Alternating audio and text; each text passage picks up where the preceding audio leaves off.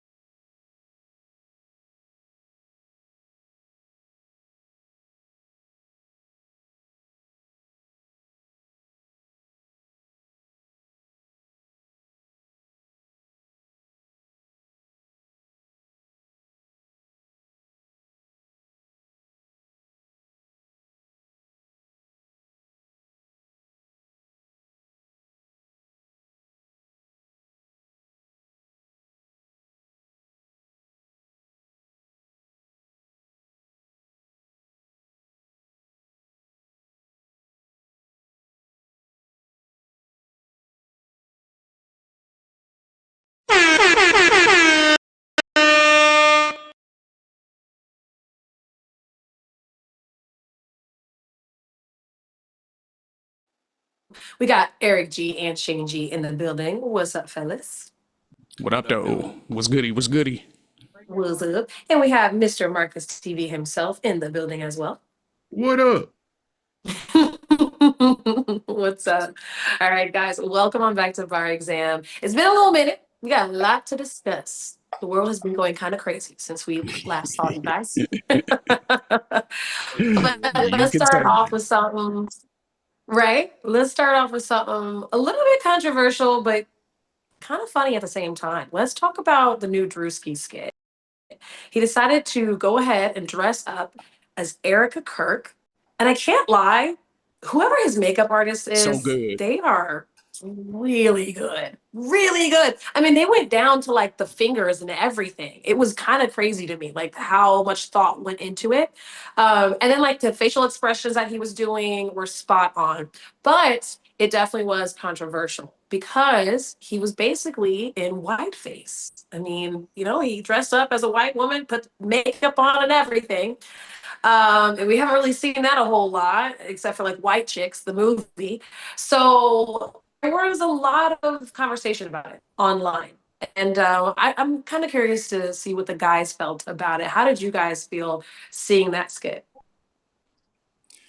I mean, I thought it was hilarious immediately because I knew all of the references. This is what Druski does, right? He's a comedian who takes on the persona of other people, whether they're fictional people or real people. He takes on their personas and then creates skits and makes it funny. So this is not off brand for him at all. He's already gotten in trouble, quote unquote, for whiteface when he did the redneck skit, which we also covered on the show. Which was hilarious when he was at the NASCAR rally and none of the white people even knew that he was a black dude in whiteface. They thought he was one of them. So it's like, this is part of his brand. That said, I feel like conservatives, what happens to Snowflake, this and comedy's back because Trump's in office now. What happened? What happened to, all of that? Like there was a whole lot of pushing for, people to be able to say the N word on Twitter and people to be able to say the FAG word again. And they brought back retarded. They were successful with that one. You know what I mean? But they want to bring back a lot of these negative words and say it's for free speech purposes. Okay. Well, Druski is utilizing his free speech. And guess what? Erika Kirk's suing Druski now. Yeah, I don't know. I don't Get know if we knew out. about that part, but he's suing her now, or she's suing him for the skit, saying it's affecting her kids and all of this shit. Man, Interesting. Yeah. I'm gonna tell you this, and I mean this from the bottom of my heart. Like Jesus is in the blessing business. And if his will allow me before my days on this earth to see Drewski versus Erica Kurt, like we saw Afro Man versus the police in an actual trial, Oh, if that was I'm amazing. allowed, if I'm allowed to witness that before my day, there will be no greater. feeling than that. Like that would be so epic and so crazy. And I had a different reaction because one, I don't follow Erika Kirk slash Kirk's conservative white women. So when I immediately saw it, it wasn't funny to me. Like it wasn't, when I say funny, it wasn't like I was like hee ha ha bent over crying laughing. It was chuckles. It was humorous, but it wasn't like fun like oh my god I was dying. Now the rewatch, the commentary, seeing what he actually pulled off, it's less funny to me and more comedic genius. Like I think his comedic genius in skits, just in skits, is what Chappelle is to stand up right now. Or we haven't seen it since Chappelle's stand up or the Chappelle show in terms of comedic genius. So I think he's up there definitely in a comedic genius lane that I would have never put Druski in before. I would have never told you could have told me Druski is a pioneer and his comedic genius rivals X, Y, and Z or 1, 2, and 3. But after seeing what he's done with the ones you referenced before, with the hillbilly, with the pastors, with what he just did now with the concert, it now puts him in a comedic genius pool that I'm like, yeah, bro, you earned that. And the best part about it to me is the fact that he titled it How Conservative Women in America Act. He didn't say how Erika Kirk acts. Everyone drew Correct. that conclusion based on the videos. You know what I'm saying? It was obvious who he was portraying, but he never said that he was her in the video. Oh, well, No. like you just said, it actually wasn't obvious to you. He was just the Yeah. general concern. And But because yeah, there's a CPAC, some lady at CPAC auditorium, she did some kind of she was just she looks like who Druski portrayed too. So like right. who was he talking about? Was he talking about her? Was he talking about Erika Kirk? Like, it's a mixture of like he wasn't, that's why I was like the comedic genius of it is 11 out of 10. Like Yeah. it's definitely, but in terms of just humor, it's funny. It's just but the appeal of it to, and I think if the fact that it's pissed them off so much adds That makes fuel it to the funnier. fire, because the sad part about this is that as much as I'm a realist person, much as I'm celebrating Druski, right? There's also others who see this as an opportunity to press an envelope that they've never gotten to press before. Meaning, if the and not to say that they want to, but they can, you know, how would we feel if it was the Kill Tony comedian? Tony, hey, I can't say his last name. From Kill Tony did something so bizarre, so outright, so comedic genius, we'll say on this level. Equally offensive, somewhat funny, more comedic genius. The Golden Boy, who has been very interesting in his public comments, because I've been watching him for a while. Matt Rife, you Yeah. know, I, and he and he and the reason I've been watching Matt Rife so much is because he did a sit down with Shannon Sharp, and he was very aware of Gary Owen and how he didn't want to be put in a box. Like that was his thing. He was like, I want to be for everybody. I don't want to just be for urban. I don't want to just be for black, for whites, for this. I want to be for everybody. I want to keep as many doors open. I want to do as much stuff as I can. I want to.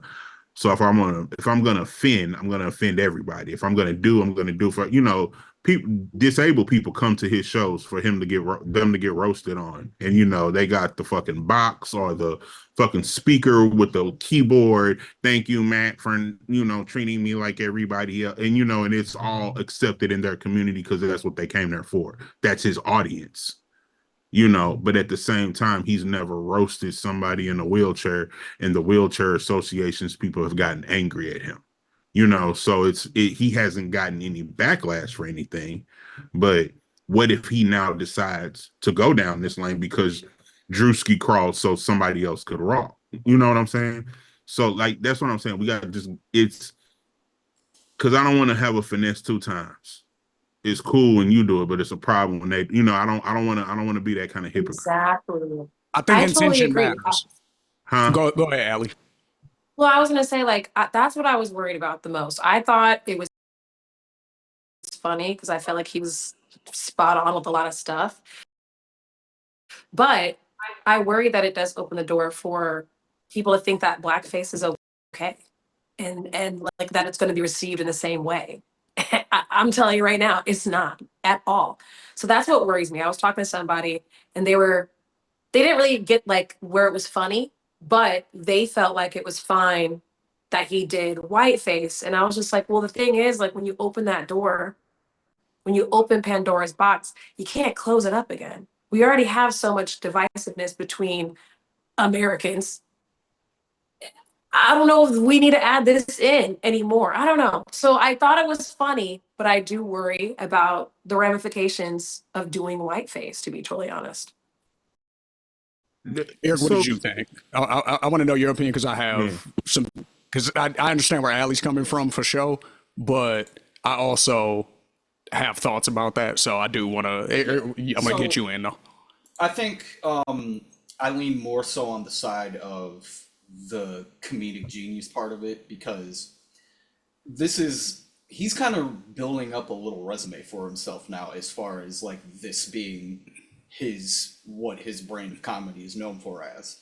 So I don't really think it was like the humor in it, yes, isn't important because he is a comedian. Yes, of course it is. But I also think that at the end of the day, it's more so about the creativity in the skit that matters here. I think that what he was talking about hit a couple of nerves, obviously because of who he was portraying. But I do think that there is still a level of creativity in that I think is equally important as the message behind what we think whiteface means and why we should probably steer away from it as much as possible. But I do think the creativity in it is still really important to mention, though, for sure. So what I wanted to say, and because I think those are good points, like the creativity in it, like Allie was talking about, as far as like the makeup artist and like even like setting up the scenes to mimic the things that Erika was doing, so like I do think that's super important. My only pushback against it's not even necessarily pushback, it's just, I guess, a different attitude about it. Because we got to stop, not we, but white people got to stop playing dumb about why blackface is offensive and why whiteface is not the same thing. Like, just stop acting stupid. It's the same reason why the N-word is not the same thing as calling a white person a cracker or a honky. It's not the same thing. Stop pretending like it is. You know what I mean? So I almost take that Delroy Lindo and that one clip that always goes viral approach where they're on the like their ESPN analyst or whatever. Yes, that's kind of my attitude now, where I'm like, where white people are always complaining about what they can't say. Oh, we're not allowed to say the N-word, even though rappers do it all the time. Blah, blah, blah. And he's like, okay, go ahead and say it. This is a free country. You got free speech. Say the word. Say it. I'll say it with you. Come on, let's just say it. So I'm almost taking that approach with blackface now. And it's like, all right, you know why it's fucked up. If you want to do it, do it. Come out blackface.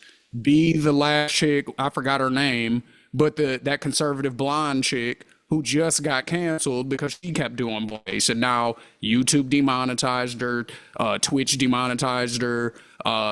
She's fucked. You know what I'm saying? And her whole career just real quick.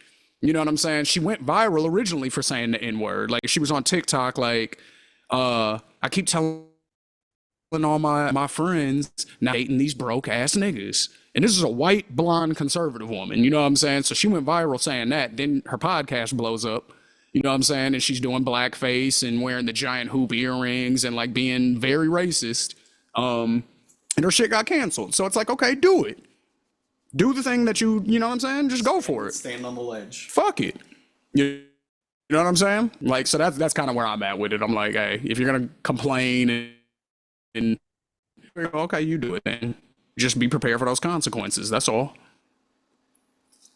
It happens so much because race is such a decisive, like a division amongst this country that Hmm. like it's no.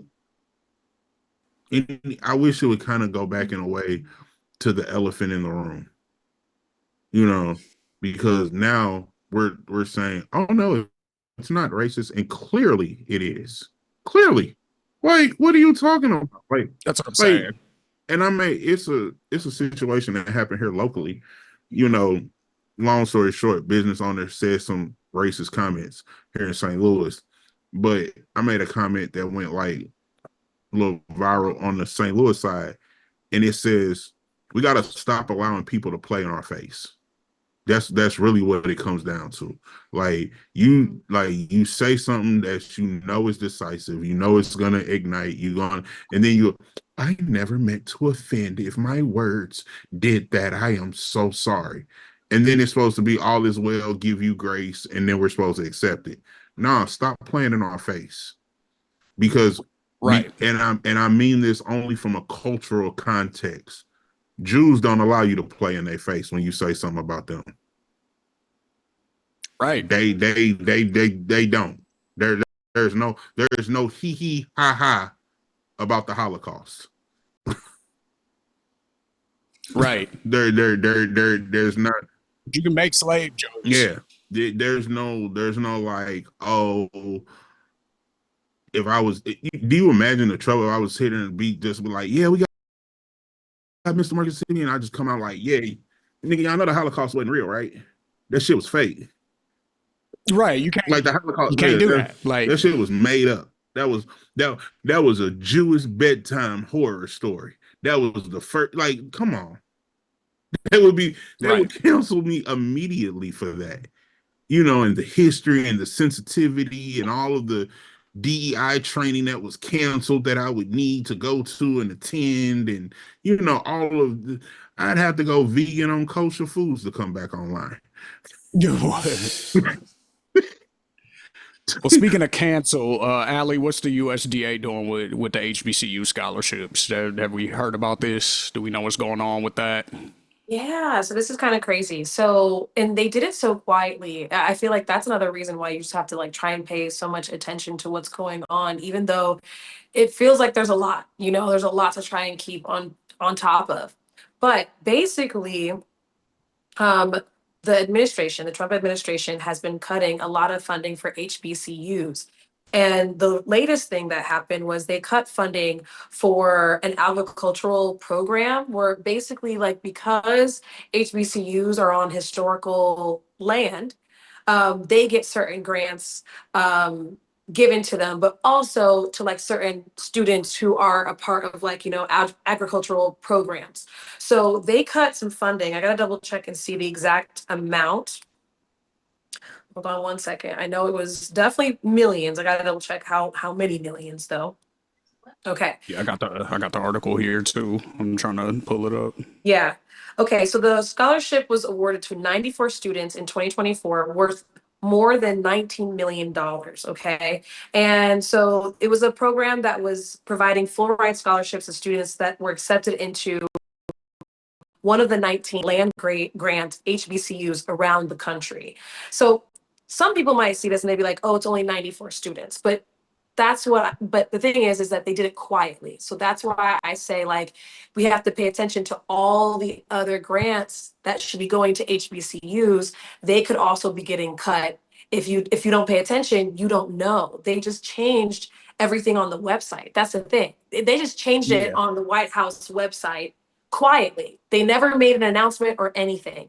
And another reason, the reason that they said that they did it was they're trying to say that they feel as though it shouldn't be based off of a person's national or not nationality, but like their race. It shouldn't be based off of a student's race, right? They're talking about they only want these grants to go to students based off of merit. However, students only qualified for this scholarship if they at least had a GPA of 3.0, a minimum ACT score of 21, or SAT score of 1080, and plan to study agriculture or science related fields at one of these universities. It does not say anything about their race whatsoever. Nope. And you don't It have to says be it black to benefits go to an students from HBCU. rural. It says rural and underserved communities. That's all it says. To me, that sounds like low income, not black. Now, does that disproportionately affect black people? Yes. You know, but that's why it's designed that way, because it doesn't exclude white people. Like you just said, Allie, white people go to HBCUs. Everybody saw Drumline, the white dude on the drum line. Like, that's a real thing. Like, those people exist. I've met white members of black fraternities. I've met Asian I've met a members. Mexican Q in Michigan. Oh. You know what I'm saying? Like, I know white Sigmas. I know I've met white Zetas. Like, these people exist. You know what I'm saying? So it's like, You want to know they what's could crazy? qualify for the scholarship too if they from the trailer park. Mm-hmm. The HBC here in Harris is Harris though in St. Louis, and you want to know who is going to HBCUs here in St. Louis and got scholarships to attend? The entire baseball team. There you go. Wow. That they're the baseball like, and you know, if you really want to throw a little sprinkleness onto it, the Cardinals are very much invested in HBCU here in St. Louis, not because it's the hometown team and they just love HBCUs. They love the baseball program at Harris though, because it's a pipeline to their AAA major league. You know, like it's their college prospect. So, I mean, we can get the best of both worlds, Right. and I guess maybe that's the time that when they say "Make America Great Again" and all the rest of this, maybe they want to go to subtle rate. They want to. It's not because you're black, you know. They want to get back to that, you know, where I can disqualify you from something else for something based on something else. Because imagine if Obama did all of this shit the opposite way. He says it all the time. Being up in arms. He does bring that up a lot. He says it all the time. He's like, just imagine if I did half the stuff that Trump did. Like, I would have been impeached. Like, you know what I'm saying? I would have never got a second term. None of that shit. Yeah. And then here's another thing, though. This is just one program that they're cutting. Okay. The Trump administration actually wants to cut 14% of Title III funding for HBCUs. Okay. That would be, they're talking about that would be cutting $350 million in discretionary grants to various minority serving institutions. They have also announced a $500 million investment to HBCUs and tribal colleges. However, they're continuing to phase out these other programs. So it's like on like the headlines, it's like, oh, they're funding $500 million, right? But what they don't tell you is that they actually took 350. They want to take 350, right? They want to continue to cut even more than that. There's also already been studies that show that there's a $12.8 billion difference in funding for traditional colleges, regular colleges, and HBCU. So these other colleges have gotten $12.8 billion in funds, but they still want to cut $350 million from HBCUs. But the headlines, it sounds good that they got 500 million, right? No, that's a drop in the bucket. During Trump's first term, didn't the Supreme Court also rule against affirmative action? So at the same time that you're making it more difficult for black people to get in these quote unquote traditional colleges and universities, you're also cutting funding for HBCUs that are for the black people that you're trying to keep out of the other universities. You see what I'm saying? So it's all a circle to, that's what they mean. Like that's where people are getting into when they say systemic racism. That's what that means. You know, white people who don't understand what we're talking about. That's what it is right there. It's a way to, now can certain individuals climb their way out? Yes. And then you use those people as the example of, oh, black people, why aren't you more like him? Everybody else can do it, or everybody else can do it if he did it. And it's like, no, that's the one individual that made it out of the, you know what I'm saying, the circumstances that are extremely difficult to make it out of. So that's not a fair comparison, but people do it. You know what I mean? And it's like, but this is how they keep the mass, you know, the average black person down. You know what I mean? Like, you're denying all these different ways to get to be able to get an education.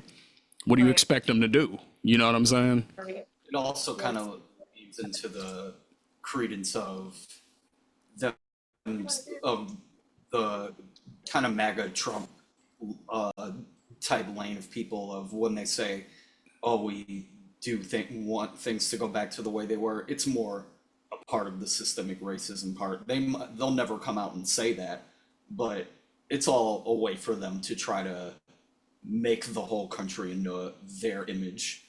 Yeah. Which ultimately holds us down. Yeah. Yeah. Absolutely. So yeah, it's really sad, and we got to continue to pay attention to these type of things, because they're just going to continue to bomb other countries and then quietly take funding from a lot of minority communities, opportunities for minorities, even rural communities, like you said. Like, it's not just about, you know, your race. It's also about like where you live, where you grow up, you know, the inequality in a lot of those situations too, you know, and the people that are going to be affected by that. Like when Trump was first running, and all these Republicans were like, yeah, we should cut all these programs. We should cut all these programs for SNAP benefits and Medicare and all this shit. But most of his base were using all of those things. And now all of a sudden they're going online crying, boo-hooing. This is not what I voted for. No, that's exactly what you voted for. You shot yourself in the fucking foot. Exactly. Y'all remember, what was that? What's the girl who I know her face, but I can't think of her name. She's on the Joe Budden podcast right now. Mona, yeah. Remember when she went viral because she had the Mexican Esperanto wrote into her because they deported her daddy, and she was like, I'm gonna tell you what you need to say goodbye. Because he's gone. Because you voted for it. Huh? Yeah, dead ass is like that. You know that you get what you pay for. That's the, you know what I'm saying? Like, I don't know. It's just it's so wild. Can you be desensitized to politics? Yes and no. So yes, in the sense of, Patrice O'Neal has a really good joke about this, actually, where he's like, have you ever known you should care about some shit and you try to care about it, but you just can't? And he was like, the example is you watching the news and then you're sitting there on your couch and it's like, today a tsunami crashed into Taiwan and killed 100,000 people. And you'd be like, that's sad, but like, what happened in the NBA today? Like, that's kind of wild. You know what I'm saying? Like, so that to me is being desensitized because it's such a foreign like thing. You know, it's way on the other side of the world. You don't know any of the people involved. It's such a huge number. It's even hard to fathom. So like 100,000 is a lot. You know what I mean? And it's like think about this. We've been tripping since 2001, September 11th, about 3,000 people that got killed at once. Imagine 50,000 or 75,000. We've been tripping for 26 years now, 25 years, over 3,000. So, you know, so I do think that when it hits closer to home, when you can see it, when you know the people that are being affected by it, it's harder to be desensitized to it. And if you follow enough of it and you kind of know how things should go, you're aware of history, you know how things are gonna play out again, I feel like it's easier to not be desensitized to it because you have more incentive to want to stop it or to want to make people aware, you know, so that way they're not egging it on. You know what I'm saying? Like, because I was young when Iraq was going on, so I wasn't in tune like that. I'm not gonna act like Yeah, I'm not even gonna pretend like I really cared that much because I was in college, I was doing it up. Like that was all I was focused on at the time. So I didn't care really what was going on in Iraq. September 11th was crazy, but then after that, it was just kind of like, all right, this is what we're doing. Like Yeah, it almost became now, like a regular routine. yeah. Whereas now it's different because I know how Iraq played out. I'm like, Mm. oh, it made the country super broke. It, we killed a whole bunch of people over there. And the older I get, the more I can actually appreciate, other people's lives in other places. So it's like that bothers me now.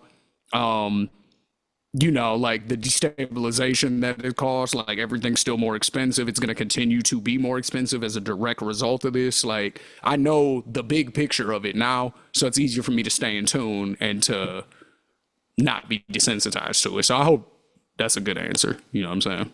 Yeah.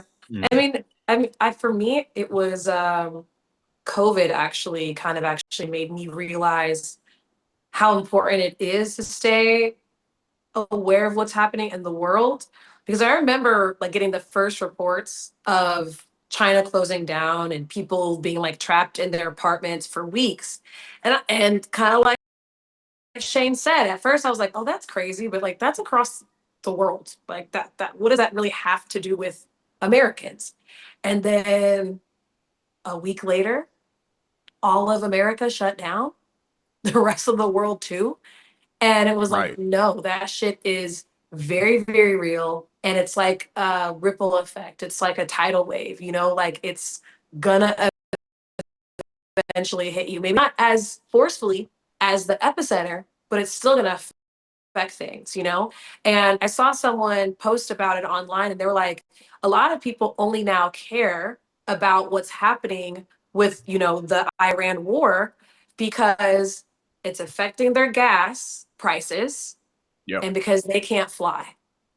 Mm. Somehow Yep. we can spend $2.2 billion a day on a war without any real reason for it, but we can't open up the government and pay TSA workers. Make it make sense. But nobody was enraged until I can't go on vacation. Right. Gas is now $3 more expensive. Now What you mean the motherfuckers TSA froze. line is 6 hours? What the fuck do you mean? What are you talking about? I don't like that. That's it. That's all. That's it. That's all it is. It's a very conservative way of thinking. Yep. When something affects you, that's when you care about it. And we've seen this historically. You know what I'm saying? Dick Cheney, super anti-gay marriage until his daughter comes out as a lesbian. All of a sudden, he's like, hey, George Bush, can we like chill on the anti-gay stuff for a while? Why do you all of a sudden care? Why aren't you against your daughter now if that's your principle? If it's Right. a principle, you know what I'm saying? I just cut one of my homies off for breaking a principle of mine, and I will never talk to him again, probably. So it's like, that's what you do when it's a principle. Otherwise, it's just a matter of convenience. It's a hobby. That's the phrase. It's not a principle if you can apply it when you feel like it. Then it's just a hobby. So And and this is crazy because I love it. Everybody loves the TSA. And you find out all these weird facts when things go awry. Do you know that TSA, since its history, since its inception, I'm sorry, not its history, its inception, do you know they've never found a bomb? wasn't TSA invented after 9/11 also? No. No? Oh, okay. I I thought it don't was. no, I I feel don't like I a lot thought of it was a new restrictions thing. no, happened. I Yeah. think they changed. Yeah, look No, that you up, Eric. Yeah. always no, it's always been around. You went through metal detectors and because they changed the rule. I think they got more tighter on the rules because they did it with box cutters. Mm. So Transportation Security Administration was founded in November 2001. So after September 11th. Yep. then What? what did you walk through before? Yeah, It it was must have been just some type regular of security. security. It was Oh, just so regular it just security. wasn't called TSA. Nah. Yeah. It wasn't called Oh, TSA, and they, like you said, they tightened up the rules and the regulations on it. So it essentially was a new organization that was formed to do what regular security was doing plus. okay. So Kind of like okay, ICE. ICE yeah. is the police plus, right? Same shit. It's a new organization, relatively, but it's just based on some shit that was always already there. And speaking of ICE, they got ICE up at the airports now because Because they don't want to pay they don't TSA. want to pay TSA. It's so stupid. Right. They find all this funding for Absolutely other not. shit. They got all this Drinking money, coffee and shit. but somehow they can't pay SNAP benefits, can't take care of people when it comes to their health with Medicare and stuff. I mean, just like the list goes on and on. Well, that like remember what I said about playing in our face? We Yeah. we have always identified that fixing a problem is more profitable than solving a problem. Mm-hmm. So if I can fight the war Yeah. on hunger, fight the war on drugs, fight the war on like that's a whole lot better than solving it, because the the Of course. money in that is almost never ending. You know, Mm-hmm. Whereas if you're curing shit, that's the last time that Right. person's coming to you. True. That's so true. That's the thought behind it, but that's not really how it works, though. If you really think about it, when somebody's cancer goes into remission and they can't find it anymore, they still have regular checkups with the doctor to make sure that shit don't come. So that's not even how that Yeah. works, really. Right. When you cure some shit, you still have a gang of follow-up checkups, probably depending on how serious it is for the rest of your life. So that's not even Exactly. true. Yeah, there's gonna always be something, some type of disease. Yeah, so it's like, I mean, just if you know, I'm without getting too off topic real quick, because I don't know where our time is at.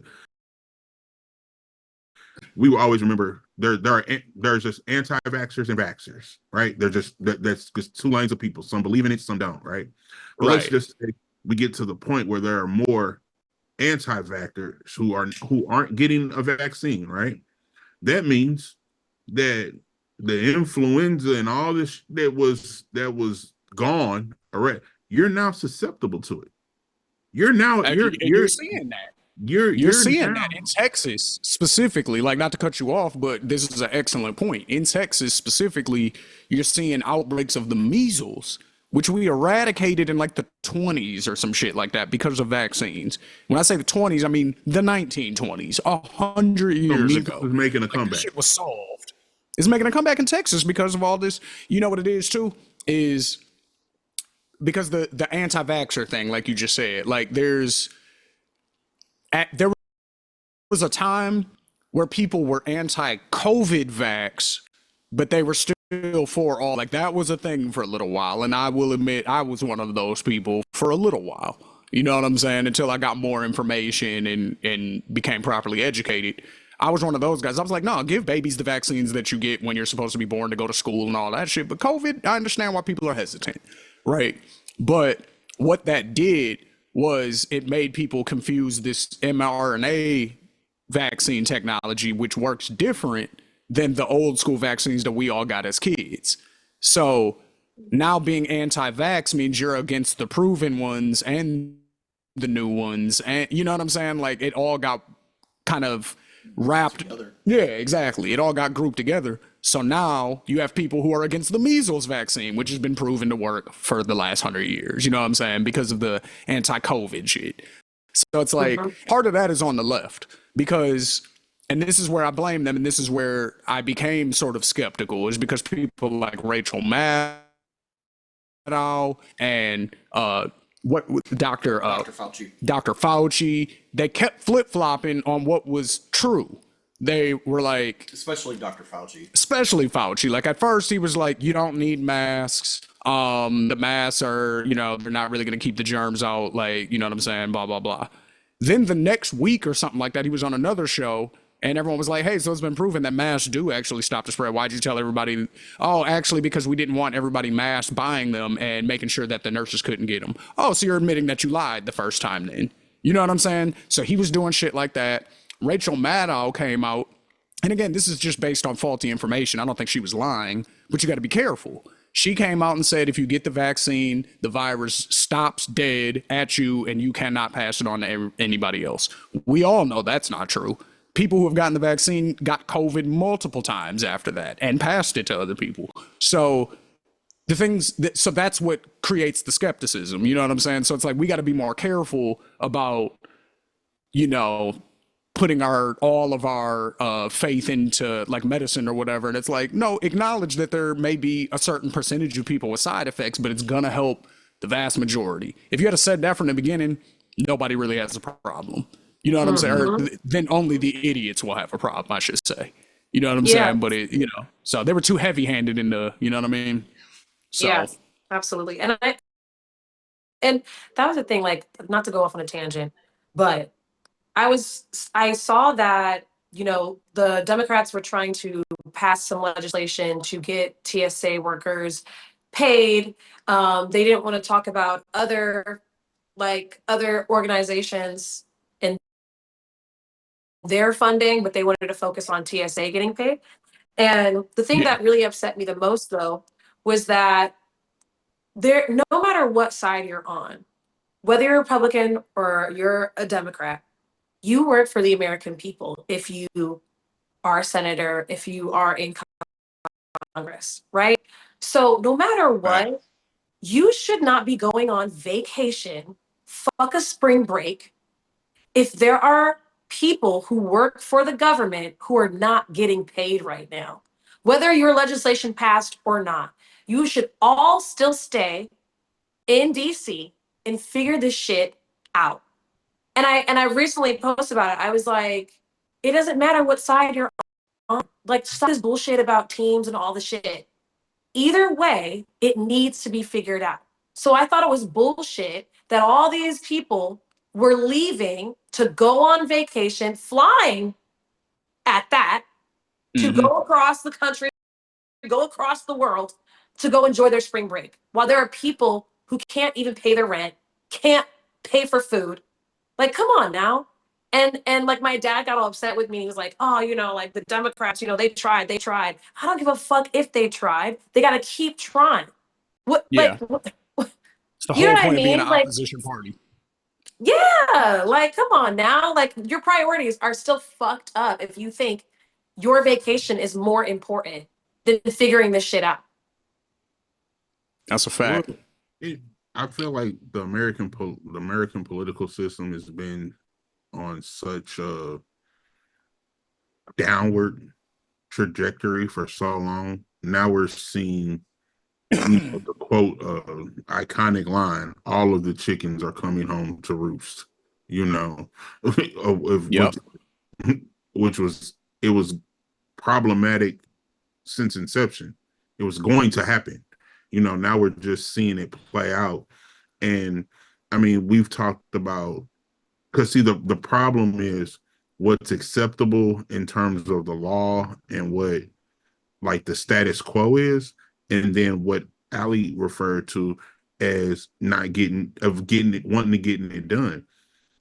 We've for the longest time we've talked about term limits, but there's no term limits. These people have they've made political careers and Mm-hmm. Yeah. calling Yep. and getting real and doing going on vacation, doing not being for the people.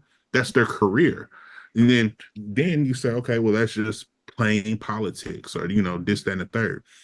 So the Democrats don't play politics, because if let's just assume that everything goes right for the Democrats in the midterms, right? Can we, you can't even on a conscious level sit there and say, oh, the Democrats is going to right the ship. They're going to reverse everything they're going. No, they're going to want to do it in a bipartisan way and get people across the aisle and welcome my brother of the Republic they didn't do that for you. Keep that same energy. Stop allowing people to play in your face. Mm-hmm. And the Democrats have that is so low on their, no, I want to do a bipartisan, I want to get it, but no, no, no, no. Get get your lick back, take it control, change the lines, the map, do everything that they did to you. Yep. Every everything. Keep all of that same Facts. energy.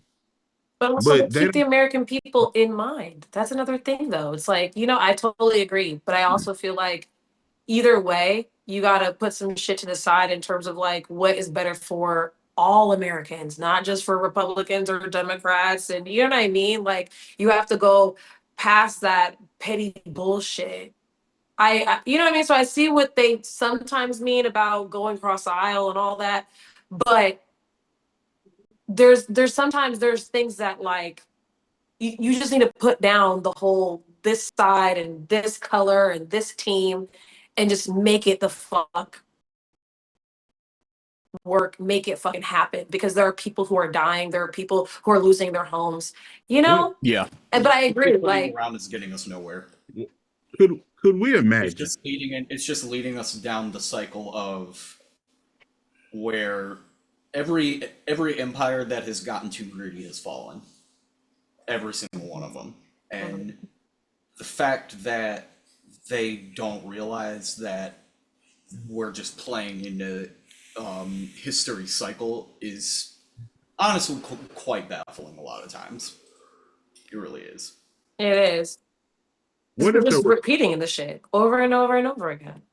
what if there was a successful January 6th, meaning where it wasn't just one side, where it was literally everyone in this country? That's what they're begging for.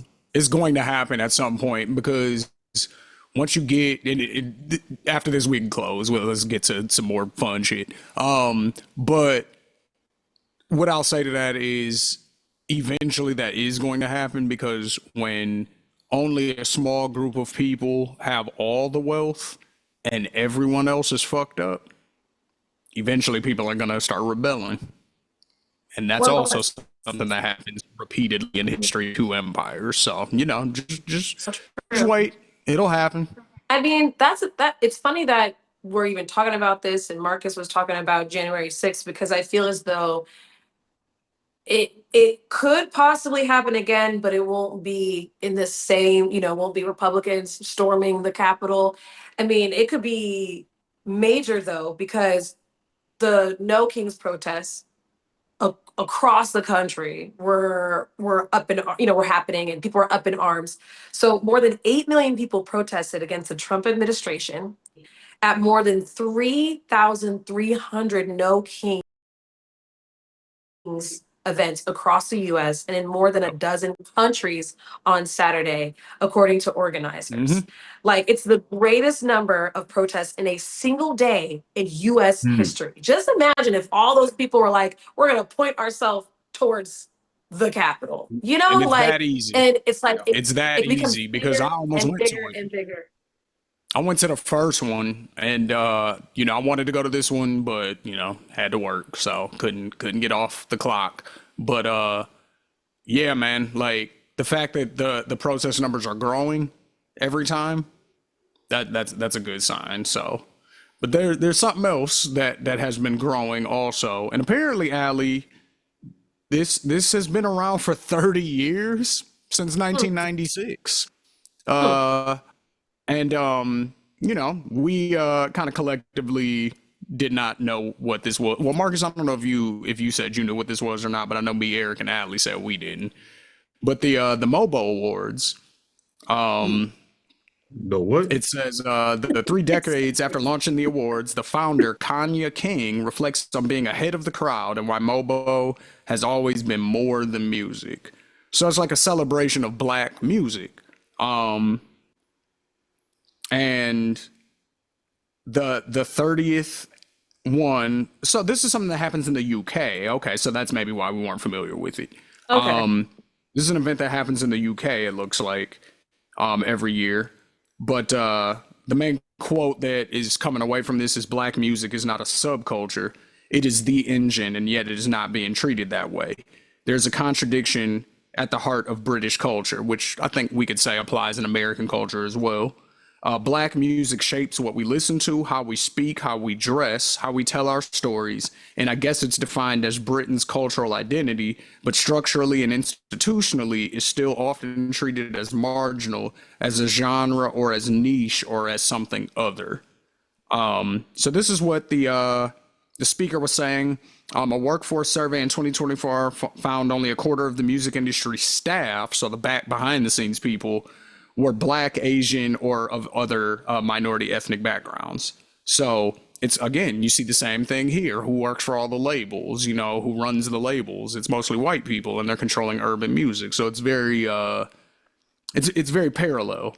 But yeah, they honored gospel acts. They honored rap artists, different things like this. So But yeah, this was founded in 1996 and has been going strong every year ever since. So they just recently had their awards, I believe last week. So yeah, I just wanted to bring that up. Shout out to them, because yeah, there's a lot of parallels between how black people in Britain and in the UK at large and how black people in America are treated. We experience a lot of the same struggles and things like that. It's different, of course, over here because, the whole slavery thing, that instantly makes it different. But for, in a lot of ways, though, it is very similar.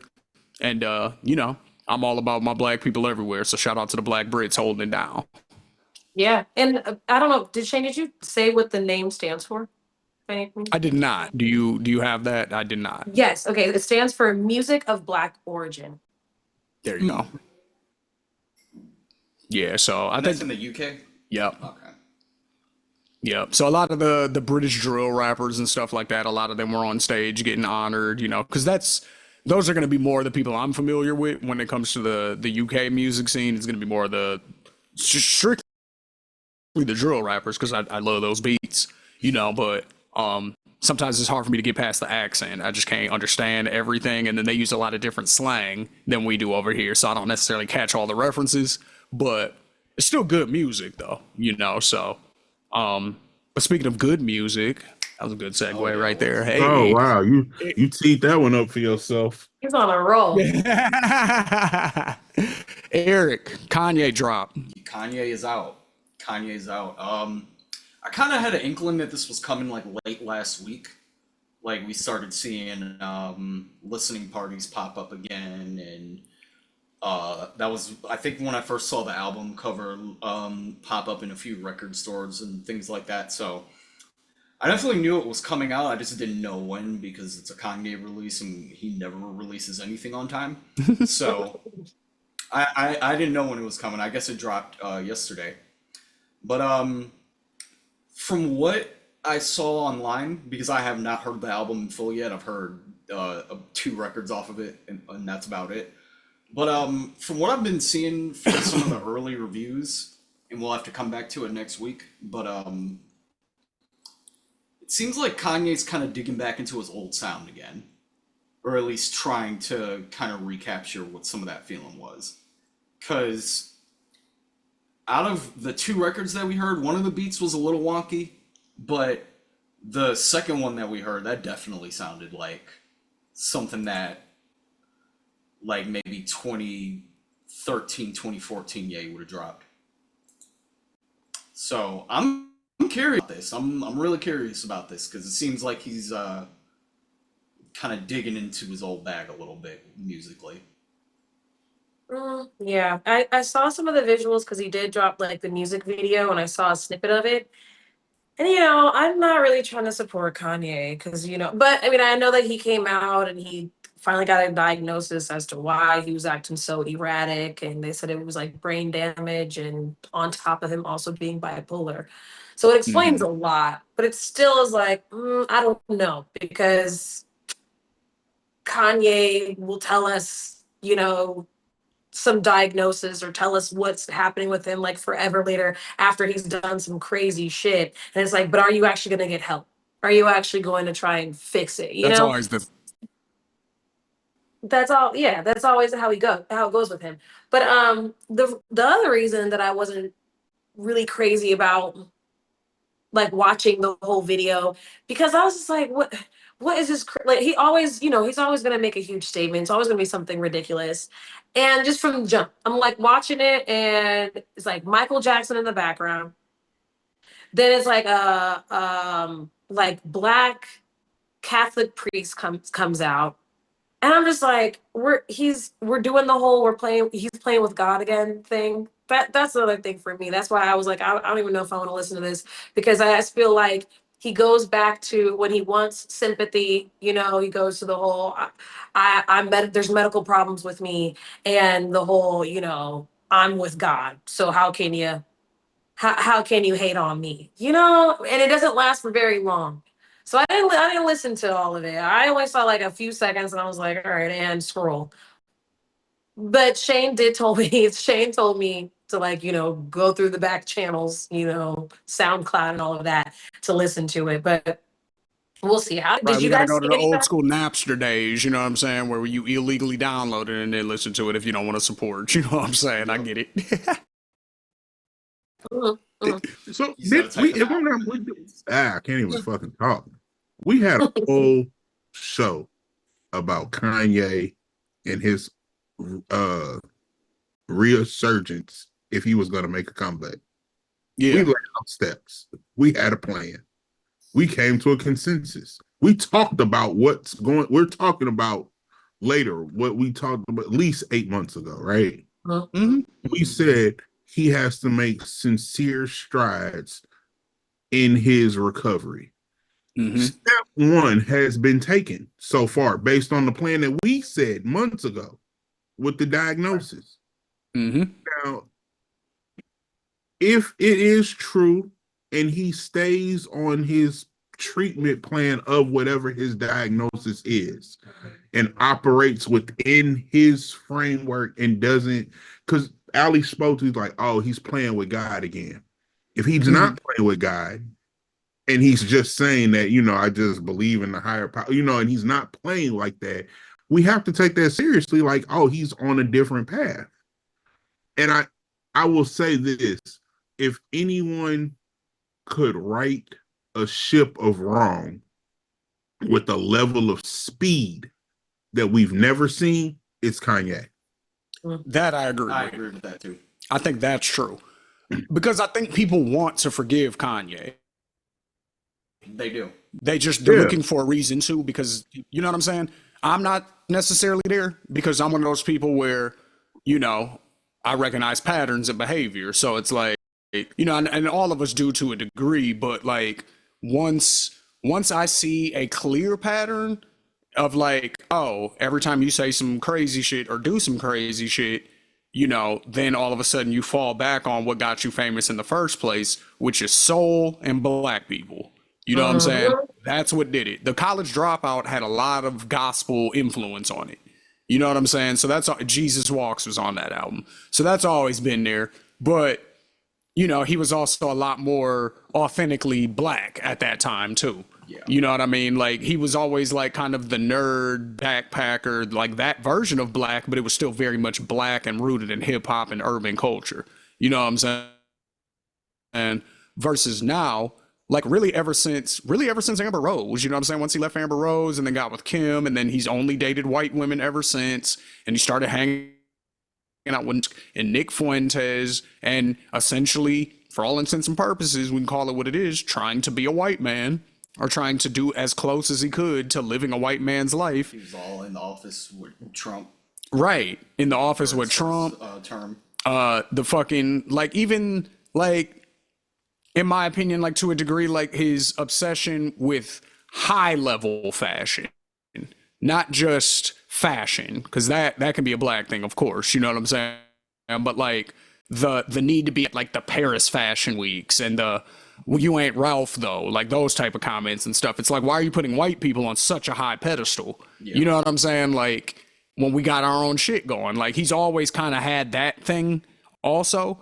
And so whenever I see all of that, and then his fallback is always, let me put a bunch of black people in my video and super dark skinned women, like who are beautiful, mind you, but you wouldn't date them, Kanye. You're looking for Kim Kardashian, Amber Rose, and the chick that Bianca or what Sensori, whatever her. That's who you like. We know this about you. So the fact that you're putting these super dark skinned black women in your video and having all this black iconography when everything in your personal life that you display to the world shows the opposite of that, I see that as an issue. Because now it's like, even the apology. He spent all that time saying, I'm bipolar, it was the accident, yada yada. I love Jewish people. I didn't mean to offend anybody. I'm sorry to the Jewish people. I've been meeting with rabbis. That whole letter was all of that. And then he had 2 throwaway lines for black people. Hey, black people, y'all been holding me down forever. Love, yay. Nigga, what? You know what I'm saying? What happened to the slavery shit? Like, you never apologized for that. For the slavery was a choice. You know what I'm saying? Or like, forget if you meant it or not, or if you meant it in a different way and it came out wrong. You could explain that, but you have to also apologize for the harm that you caused with that statement. Yeah. It's just like Tourette's, dude. Yeah, maybe you didn't mean to say it because you have Tourette's. You still owe an apology. It doesn't matter what your intent was. You hurt people. That's the problem. You know what I'm saying? So that's where I'm at with Ye, where it's like, you understood that you hurt Jewish people. You know, maybe there's a different reason why you understood that a little bit easier than you understood what you did to black people, but you know what I mean? You know what I mean? Like, maybe there's a different reason why, but you know what I'm saying? You've never apologized to any of the fuck shit you did to black people. It wasn't just that. There was other shit that we didn't rock with. Man, the Trump shit, that's a great example. You never came back and said, you know what? I was wrong about that.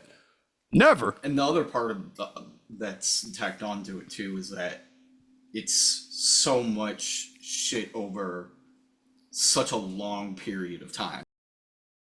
Yes. Like, it's not like these are isolated incidences that happen like in like one short burst. No, these have been all pretty much going on for a large majority of his career. Even the shit that we would agree on with him on, like on some of those statements, like those are still statements, like loud, boisterous things that he's saying, like the George Bush doesn't care about black people thing. At the time, of course, we agreed with him because of where he was coming from with what he was saying, but it's still, he was in tune with the culture then. Right. But what I'm saying is that the behavior aspect of it is still there. Like the just blurting something out that you probably shouldn't say out loud, but you just say out loud anyway. So that's always kind of been there with him. Yeah. So it just benefited us at the time because we agreed with him with what he said. This time was way different. So I'm gonna tell you, I'm gonna call it now. You know, like remember baseball when they used to hold the bat and they used to call the home run and point to the stands? Mhm. I feel because I thought it was gonna happen on day 2, but now I think they've added day 3. Jay-Z is coming to Yankee Stadium. Tickets are astronomical, but it's still sold out because it had 1.6 million in queue, you know. But they've added a third show to that. And I believe on the final night of the final show, I believe Kanye makes an appearance. Jay-Z brings him out. Nah, you don't No know. way. I don't think they'll ever be cool again. No, I'm not gonna say that. And the reason I say that is because I think now I ain't gonna say the Beyonce thing. Like I think Right, it's you came for gonna my be kids, bro. My kids and my wife, fam. it's Yeah. gonna it's going to be. Remember, we said he has to make sincere apologies and do things right behind closed doors. Yeah. And when I said the speed in which Kanye is forgiven, right, is accelerated by those who accept his apology. I agree.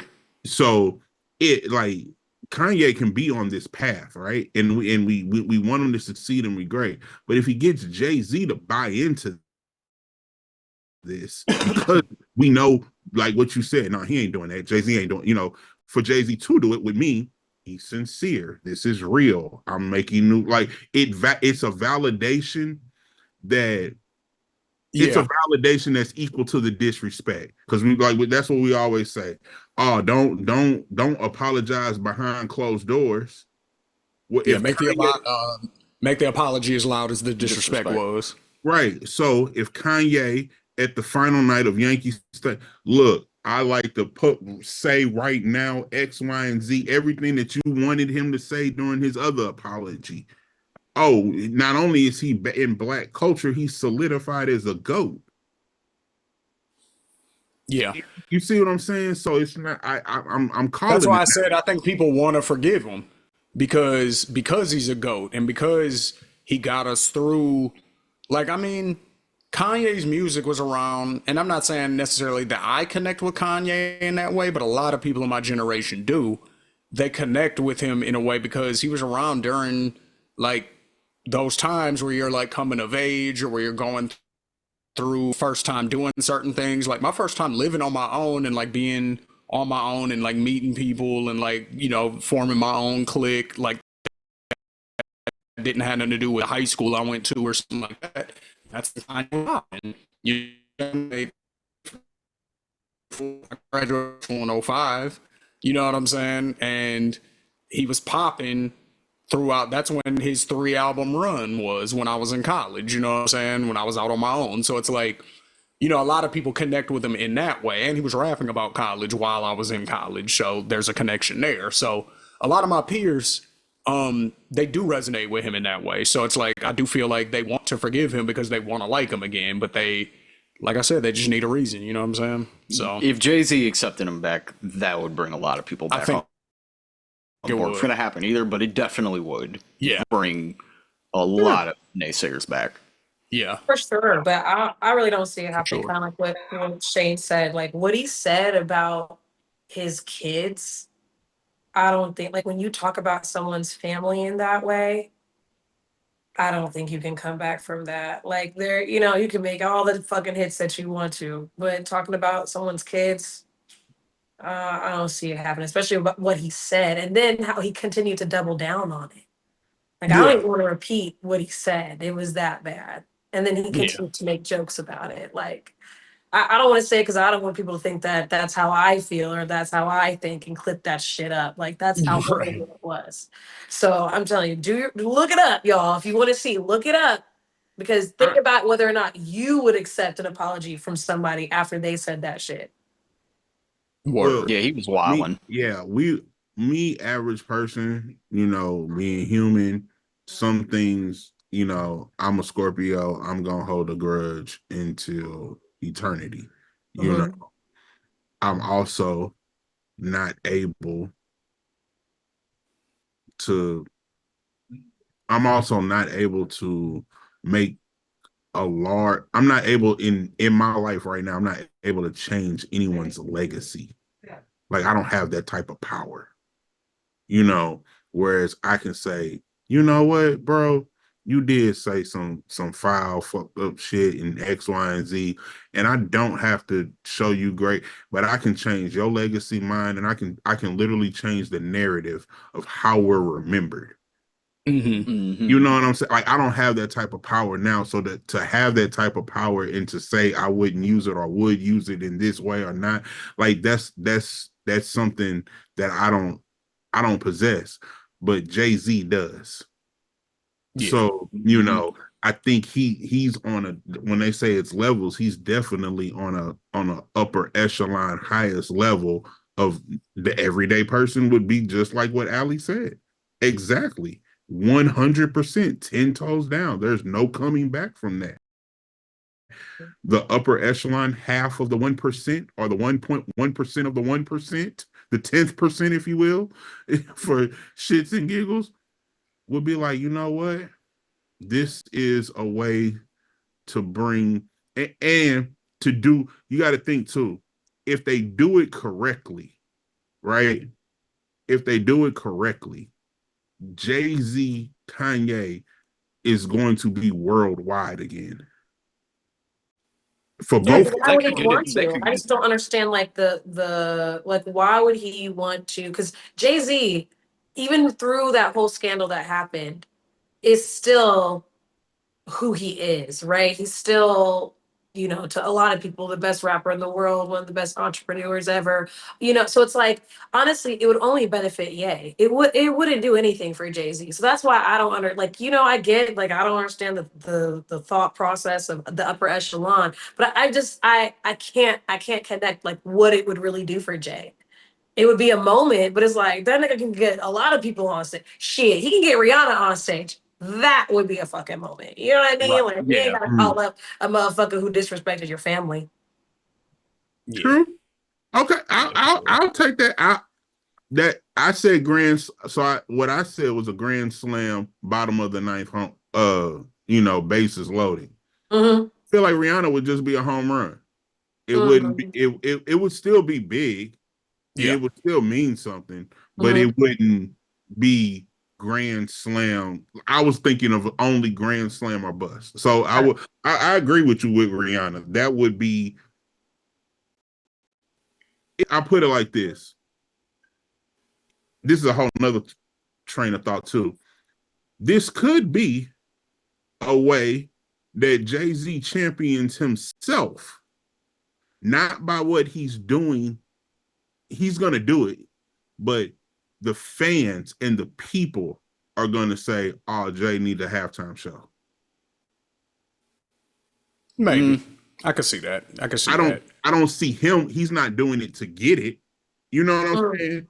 But it just what Ali said.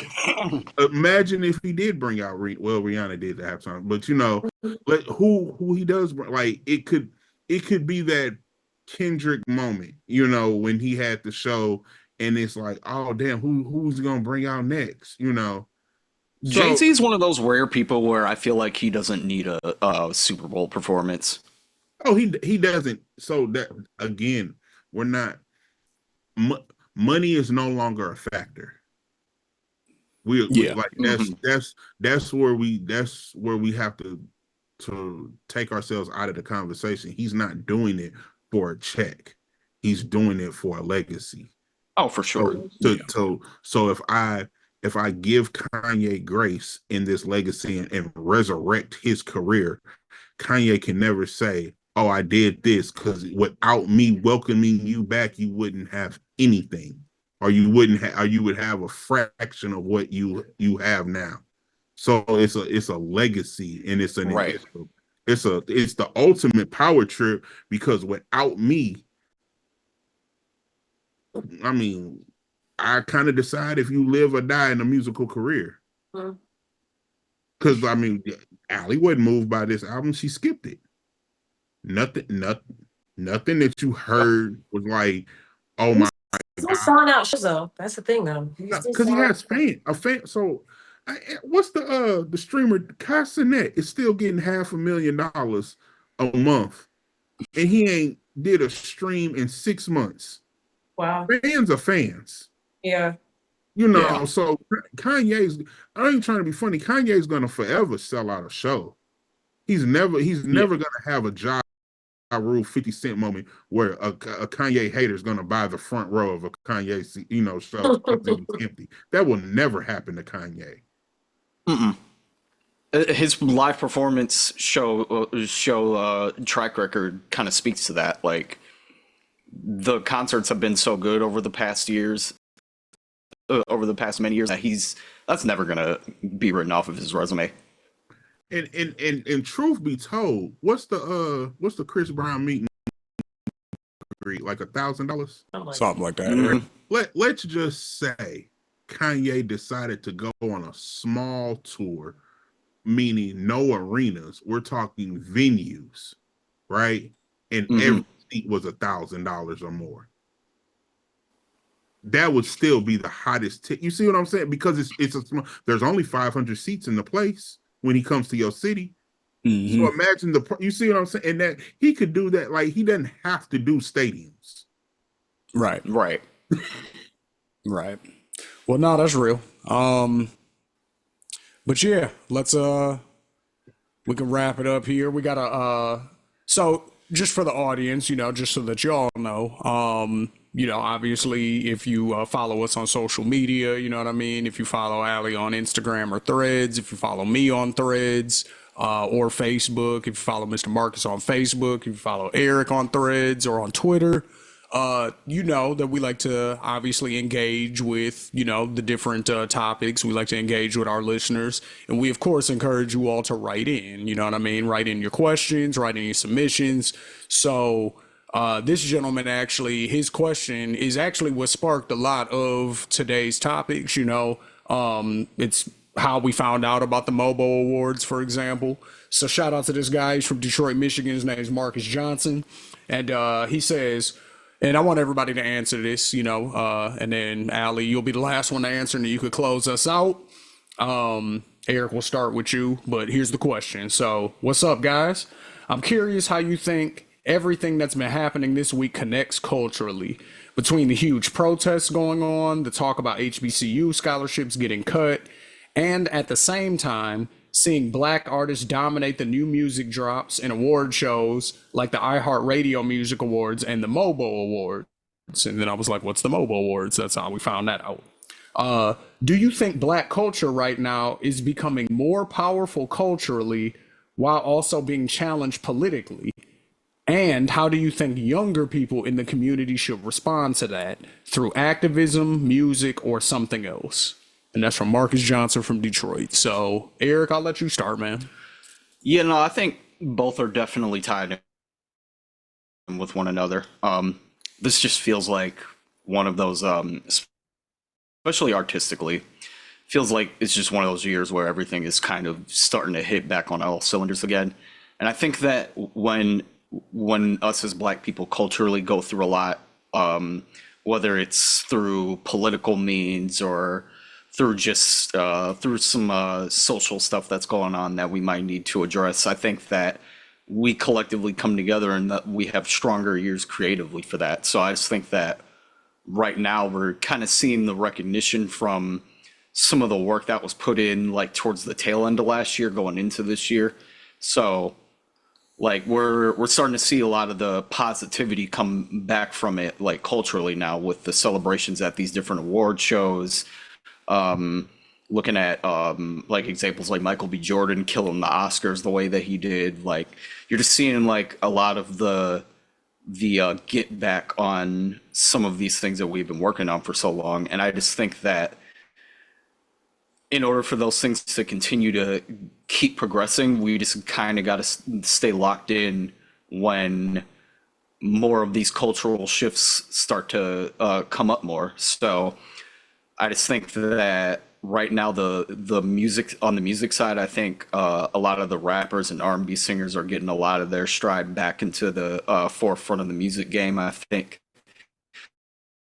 that last year we had that like fall off a little bit. To be looked at as like maybe not as it was, like we kind of had to have a upswing back on Billboard charts and everything like that. So I think that all kind of stuff helps. And then I just think that more powerful statements like a Michael B. Jordan winning the Oscars, especially for the type of movie that he was involved in, that was something that was so personal to him in the story that he was telling throughout that movie. And when you see people like that win, it just helps push everything forward. So I think continuing to do that will just ultimately see every crop just rise up together, and I think it's really beautiful to watch. That's dope. That's dope. I would say, as far as what younger people can do, I think being educated as early as possible is always going to be helpful.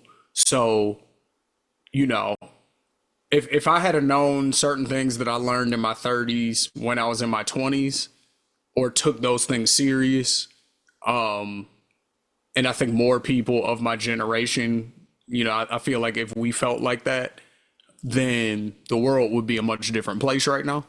I don't blame us necessarily because we were very young when we were starting to kind of see the results of what was going on from when we were kids, right? Like 9/11 happened, I was a freshman in high school. You know, I was 13 years old, 14 years old. You know what I mean? No, 13, because I graduated high school when I was 17. So yeah, I was 13 years old when 9/11 happened. So it's like, you know, I couldn't really do anything. You know, I couldn't go out there and protest or anything. I had to be at school, you know. But in college, I think, and I do think you're seeing more of this, is, you know, people who are active politically in college and in college age. I think YouTube helps a lot with that. I think TikTok helps a lot with that, you know, because younger people do engage a lot more with social media. So utilize these platforms. If you feel like something is important, utilize the platforms where young people are, and they're more likely to pay attention to. I think that's part of what we need to do as older people. And I know you were asking about the younger people, but I think as older people, that's what we should do, is utilize the platforms that speak to younger people. We got to speak their language, just like in hip hop when we were coming up. You know what I mean? When people wanted to get a message through, they had to use the medium that we were familiar with. So Talib Kweli, you know, he got his positive messages through and about uplifting black people and about eating healthy and about, you know, not necessarily segregating spiritually, or I mean, based on religion, but just taking a more spiritual approach.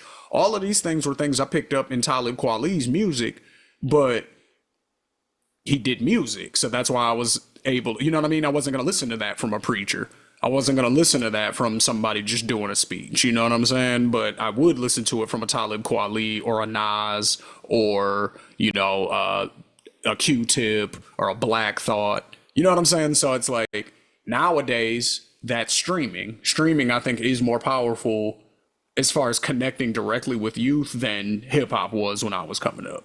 So even though a lot of it is infused, I do feel like streamers are kind of viewed as like the new rappers, so to speak. For sure. So just like before the rappers, it was like Hollywood actors. That was the shit. You know what I'm saying? Like that was, you know what I mean? So I think that's sort of what we should do as older people is utilize the mediums that they use so that way we can speak to them in a way that they'll take it in.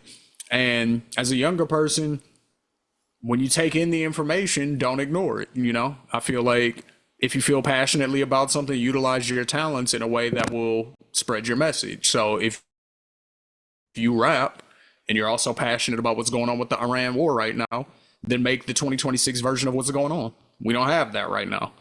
You know, if you're upset about what's going on with ICE, you know, and you're an actor, then maybe you need to write a script, you know, and depict it in such a way that it's going to connect with people, you know. But I would just say utilize your talents for what you think is right. You know, that's pretty much my answer for younger people. And older people, let's talk to them in a way that they can understand it.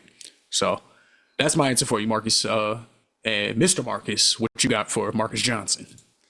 Shit, y'all niggas said everything that I wanted to say and then some. Right. I feel like, nigga, it was Black History. It was February, Black History Month, and Juneteenth rolled up into one. I ain't got shit to say. Nigga, y'all, nigga, Eric said it first, and then you said it again too. Like, nah, I ain't got nothing. What kudos, nigga. Agreed. Ditto. That's the fuck Yeah, I I got. can't lie. I feel like, yeah, y'all kind of said it all for us. I mean, but Yeah. what I totally agree. And what I will say is that it just shows you how impactful Black culture is because of how hard they try to fight and like stop us. You know what I mean? Like if we weren't that important, if we weren't so influential, you know, then they wouldn't be working so hard to try and stop the progress that we're making. So I think it sucks that we have to fight against, you know, racism and all this stuff, but that I feel like this is our sign that like what we're doing is working, you know, like think about like the younger generations, like Gen Z basically just like thinks that they created all this shit. It's like, no, you guys took a lot of Black culture and you think that you created it, like you didn't. You know what I mean? But Right. but I love that it's so integrated in your life that you know you're so comfortable with it, you know what I mean? But like we have to, like you said, like Shane said, like the older generation has to make sure that we teach them where it came from, you know. And I think that um while they're trying to erase our history and stuff, you know, trying to continue to like quietly delete programs and rewrite everything, um, we will be the ones who continue to remember. And so we have to pass that down to the you know, to the younger generations. And we can't give up now. And like you guys said, like you have to find all different types of mediums to express that, to show that. So yeah, it could be music, but it could be movies, it could be TV shows, YouTube, you know, videos and all types of stuff. But like don't think that it goes unnoticed. You know what I mean? Like you might not get a bajillion views and stuff, but there is somebody watching, there is somebody who's going to learn from it. You know, it's going to be very, very impactful, whether today, tomorrow, a few years from now. So we can't let them erase our history and our progress as hard as they try, you know? So Yeah. everybody gonna have something fucking epic to say but me. All right, y'all niggas is really for. So the whole thing about the black culture, and I'm gonna be real. One thing I love is us. I love us when we get to act like us. And there are very few Hell yeah. movies. There are very few movies that change you in a life altering way when you see something on film. When they say representation matters. Now, we've all sung the praises of Sinners. We've all sung the praises of Ryan Coogler and Michael Jordan in the movie, the acting, the cinematography. But the greatest thing that Sinners ever did, I'm sorry, it's the movie, is Ryan did is, and I saw this online, I can't even take credit for this quote. Ryan Coogler made me never want to code switch ever again. Ooh. Like as a fundamental, just like I'm gonna be me, doing me, and talk about me and my and not change for anybody. Like that's the most powerful thing that I think that came out of Sinners. Like that's an inspiration, like that's a spark that has lit a fire of the resistance of black culture forever, of infinity, is that he makes you not want to code switch. You ain't gonna outdo me, niggas. Well said. All right, guys. Well, that's it for Bar Exam. Make sure that you guys are here every single week for a new episode. So hit that subscribe button, and we'll see you guys on the next one. This is Bar Exam. Peace out, y'all.